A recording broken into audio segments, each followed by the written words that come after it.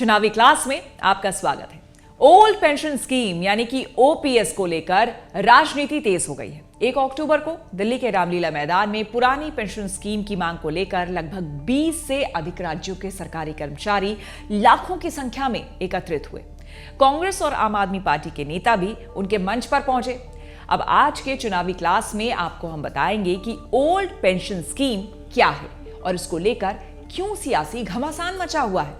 साथ में ये भी जानेंगे कि ओल्ड और न्यू पेंशन स्कीम में फर्क क्या है। तो आइए सबसे पहले जानते हैं कि ओल्ड पेंशन स्कीम के बारे में।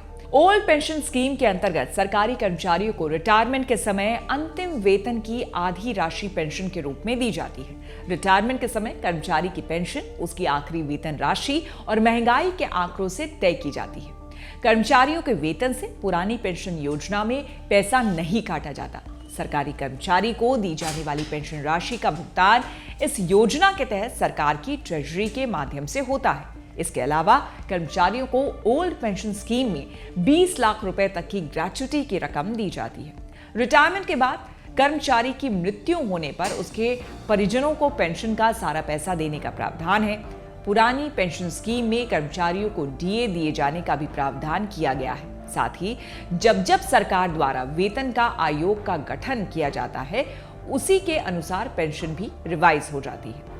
अटल बिहारी वाजपेयी के नेतृत्व वाली एनडीए सरकार ने 1 अप्रैल 2004 को ओल्ड पेंशन स्कीम को बंद कर इसकी जगह न्यू पेंशन स्कीम, जिसे कि राष्ट्रीय पेंशन योजना भी कहा जाता है, उसे लागू किया। नई पेंशन स्कीम में कर्मचारियों के वेतन से 10% की कटौती की जाती है। इसमें सरकार की तरफ से 14% पैसा जमा किया जाता है। ये 10 और 14% कर्मचारी की सैलरी के हिसाब से होता है। ओपीएस में पेंशन की राशि निश्चित होती है, जिसमें कि डीए और डीआर जुड़ता है, लेकिन एनपीएस का पैसा इस बात पर निर्भर करता है कि जिस मार्केट लिंक्ड सिक्योरिटी में एनपीएस का पैसा जमा है, वह फंड कितना % रिटर्न दे रहा है।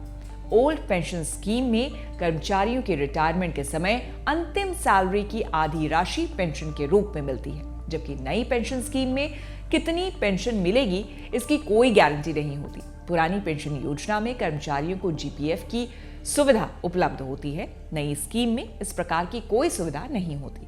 पुरानी और नई पेंशन स्कीम में एक बड़ा अंतर यह है कि ओल्ड पेंशन स्कीम में भुगतान सरकारी राजकोष से किया जाता है, वहीं नई पेंशन योजना शेयर बाजार पर आधारित होती है।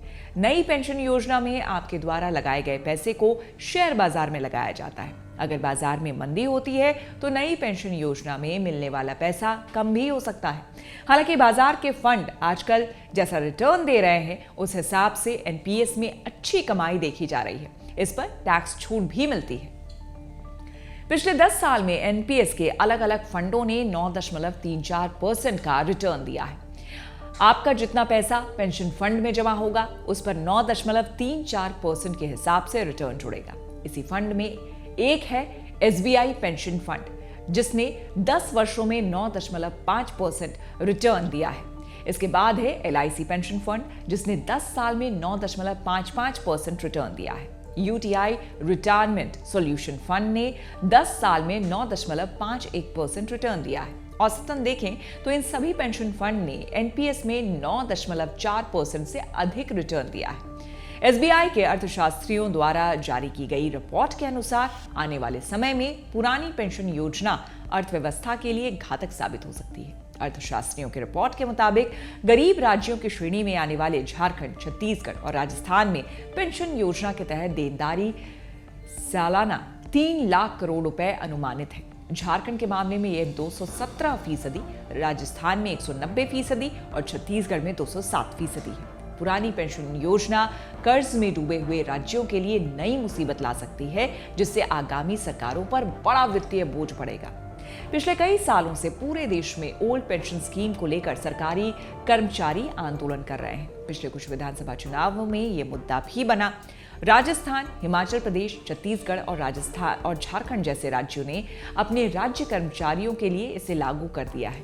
पंजाब की आम आदमी पार्टी सरकार ने नोटिफिकेशन जारी कर दिया है, हालांकि अभी तक ये लागू नहीं हुआ है। हिमाचल प्रदेश में तो आपको बता दें कि कांग्रेस का ये सबसे बड़ा चुनावी वादा था। कांग्रेस ने मध्य प्रदेश में भी ओपीएस लागू करने का वादा किया है।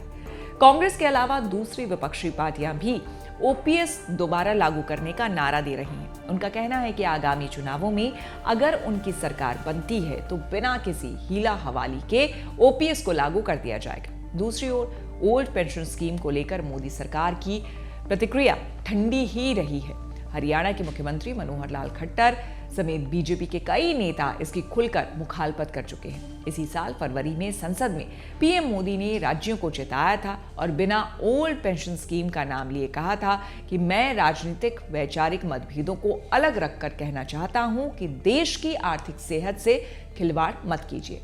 आप कोई ऐसा पाप मत कीजिए जो आपके बच्चों के अधिकारों को छीन ले। इससे पहले जनवरी में योजना आयोग के पूर्व डिप्टी चेयरमैन और अर्थशास्त्री मोंटेक सिंह अहलुवालिया ने भी ओल्ड पेंशन स्कीम को बेतुका और भविष्य में कंगाली लाने वाला बताया था। इधर रविवार को मंच पर जिस तरह से कर्मचारी नेताओं, ट्रेड यूनियन नेताओं, किसान नेताओं, राजनीतिक दलों के नेताओं की हिस्सेदारी दिखी, जिसमें अधिकांश दल विपक्षी गठबंधन इंडिया का हिस्सा भी हैं, वो इस मुद्दे की अहमियत का इशारा करता है।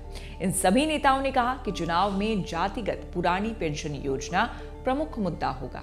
इस साल के अंत में मध्य प्रदेश, राजस्थान और छत्तीसगढ़ समेत 5 राज्यों में विधानसभा चुनाव होने हैं। अगले साल लोकसभा चुनाव होंगे। अब जनता इस ऑफर को कितना स्वीकारती है या सिरे से नकारती है, ये चुनाव के बाद ही पता चलेगा। तो चुनावी क्लास में आज बस इतना ही। चुनाव से जुड़ी तमाम खबरों के लिए आप देखते रहिए चुनाव आज तक। अगर आपको ये वीडियो पसंद आया हो तो इसे जरूर लाइक करें और अपने फ्रेंड्स और रिलेटिव्स को जरूर शेयर करें। धन्यवाद।